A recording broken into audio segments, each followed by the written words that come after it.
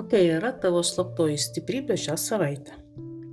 Išsirink vieną kortą ar akmenį ir aš papasakosiu tau truputį daugiau.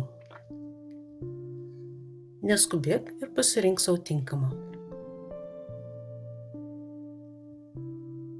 Taigi, jeigu pasirinkai pirmą variantą su dūminiu kvarcu, tai čia turime apverstą kalavijų pažą.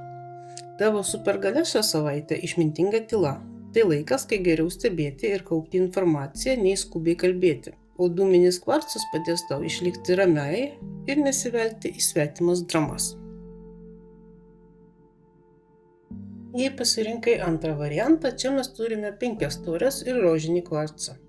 Tavo supergalia šią savaitę emocinis gijimas ir paleidimas.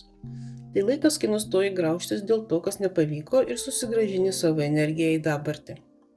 Rožinis kvarcas padės tau atleisti savo ir pamatyti naujas galimybės, kurios visą laiką buvo šalia.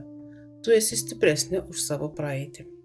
Na, o jei pasirinkai trečią variantą su ametistu, čia matome apverstus 9 kalavijus.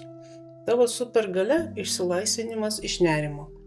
Šią savaitę tavo baimės ir šešėliai traukiasi. Ametistas padės išvalyti mintis, kad pagaliau rastum ramybę ir pamatytum šviesą ten, kur jos jau senai nebuvo.